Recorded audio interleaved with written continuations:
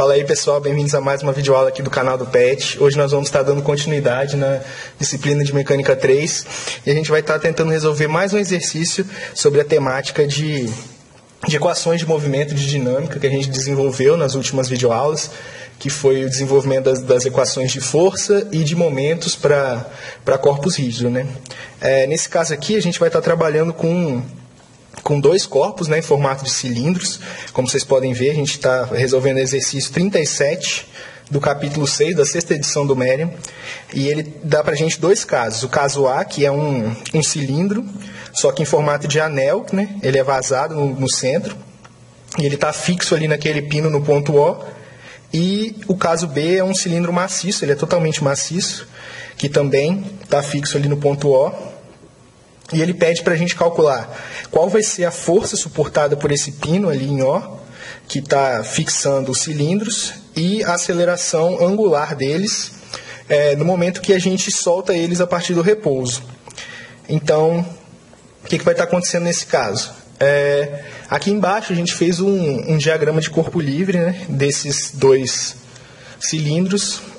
No caso, o diagrama de corpo livre vai ser o mesmo para os corpos. O que vai diferenciar eles vai estar sendo o momento de inércia, que eles vão ter momentos de inércia diferentes.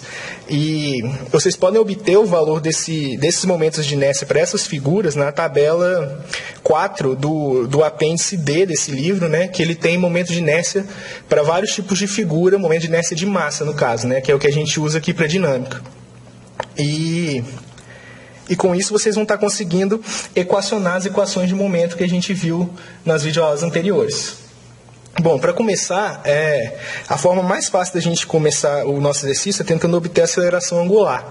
Para isso, a gente vai estar fazendo um somatório de momentos aqui sobre o ponto O, para estar eliminando essas forças que a gente não tem aqui sobre o apoio, porque elas são incógnitas para a gente inicialmente. Depois que a gente obtiver a aceleração, a gente vai estar tentando obter essas forças, porque o exercício também pede isso.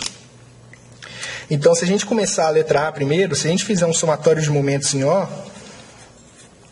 a gente viu que isso tem que ser igual ao momento de inércia do corpo rígido naquele ponto, vezes a aceleração angular. Por que isso? Porque nesse caso aqui, a gente tem só o ponto O está fixo ali naquele ponto. Então, quando a gente aplica essa equação para um ponto fixo, a gente elimina aquela parcela do R vetorial M vezes a aceleração. Então, a gente consegue resolver só com isso.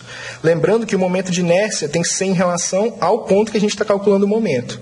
Então, a gente tem que usar um teorema dos eixos paralelos para estar transferindo esse momento de inércia para aquela posição ali. Bom, eu vou desenhar aqui o nosso sistema de referências, nosso XY, para a gente estar executando os nossos cálculos aqui. Então, a gente vai ter a força M aqui, que é o peso, o mg, na verdade, ele vai estar causando um momento negativo. Vai ser um menos mg vezes o raio, que é o braço de alavanca, né?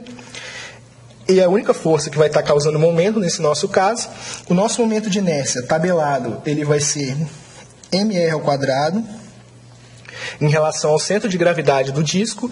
E aí, se a gente aplicar um eixos paralelos, usando massa vezes a distância ao quadrado, a gente obtém o momento de inércia em O, e isso a gente tem que multiplicar pelo alfa. E vou botar o sinal negativo aqui, porque a gente sabe que o alfa vai estar no sentido negativo de J, então quando ele sair, ele vai sair com sinal positivo, mas a gente já sabe qual a direção que ele está.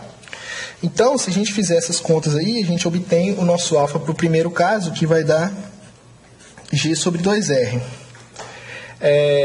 Se a gente voltar agora nas equações de cinemática que a gente viu lá no capítulo 5, a gente, com esse alfa, a gente consegue fazer uma equação de aceleração relativa de C em relação a O. Por exemplo, a aceleração de C ela vai ser a aceleração de O mais a aceleração de C em relação a O. Ah, mas por que a gente está fazendo isso? Porque a gente quer descobrir a aceleração do centro de gravidade do nosso corpo rígido. Para quê? Porque as equações de força, elas são válidas para acelerações do centro de gravidade nesse caso. Então, a gente tem que descobrir ela de alguma forma. Por isso, a gente tinha que descobrir a aceleração angular primeiro, para depois achar as forças. A aceleração do ponto O a gente vai cortar, porque ele é um ponto fixo. Então, a gente vai ter que o nosso AC vai ser menos G sobre 2R na direção K, e um produto vetorial com R na direção I. Só que a gente teria que ter aqui mais ômega, vetorial R, certo? Sim, só que nesse caso, essa parcela aqui a gente vai estar eliminando. Por quê? Porque nosso corpo, o enunciado fala que ele parte do repouso. Então, só a aceleração angular que é responsável por influenciar a aceleração linear dele. Então, o nosso AC ele vai acabar dando um valor de menos G sobre 2 na direção J. Que o nosso somatório de momentos, somatório de forças em Y tem que ser igual à massa do nosso corpo rígido vezes a aceleração do centro de gravidade na direção Y. Então, a gente viu lá no nosso DCL que nossas forças atuando em Y era o peso na direção negativa de Y, mais a força em O na direção Y, né, que é uma das componentes. Isso tem que ser igual à massa vezes a aceleração em J que a gente encontrou, que é menos G sobre 2. Então, se a gente fizer esses cálculos aqui, a gente obtém que o nosso FOY ele vai acabar dando um mg sobre 2. Então, a gente encontrou a componente Y. E a componente X, como é que a gente acha? Bom, a gente viu pela aceleração que o AC ele tinha componente só em J, ele não tinha componente em X. Então, nosso somatório de forças em X deveria ser massa vezes a aceleração do centro de gravidade em X. Só que como isso aqui é zero, nosso somatório de forças em X tem que ser igual a zero. Como a gente só tem a força FO na direção X, atuando naquela direção ali, então o FO nesse caso não vai ter componente na direção X. E para o outro caso, como é que a gente faz a letra B? O procedimento é basicamente o mesmo. A gente volta para o somatório de momentos em O, isso tem que ser igual ao momento de inércia vezes alfa. O que vai mudar da letra A para essa letra B? O momento da força-peso permanece o mesmo, a aceleração negativa, só que o nosso momento de inércia para um disco maciço é meio mr ao quadrado em relação ao centro de gravidade. Lá no caso do anel era mr ao quadrado apenas. Então a gente tem essa diferença. Mais os eixos paralelos aqui, massa vezes distância quadrada, vezes a nossa aceleração angular. Daí a gente tira aqui nosso alfa, vai dar 2G sobre 3R. Então, se a gente calcular o AC agora, repetindo da mesma forma o mesmo procedimento, como o procedimento é o mesmo, eu vou estar fazendo ele mais rápido aqui, vou cortar a aceleração de O, e o nosso AC ele vai dar menos 2G sobre 3 na direção J.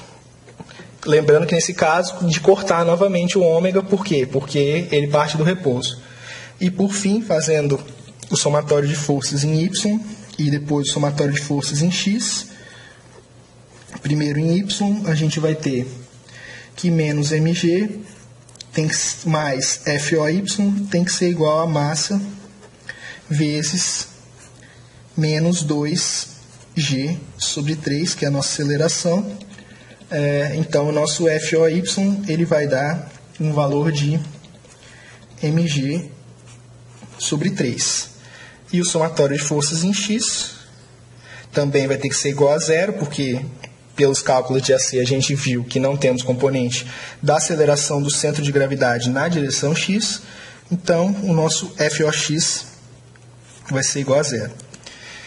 Bom, espero que vocês tenham gostado do vídeo. Foi interessante esse exercício para estar revisando os conceitos, principalmente de momento de inércia, que é muito importante nessa parte de dinâmica, para saber diferenciar um corpo rígido do outro. Continue acompanhando as videoaulas aqui do canal do PET. Se inscreva no nosso canal, deixe o seu like se você gostou do vídeo e obrigado por assistir.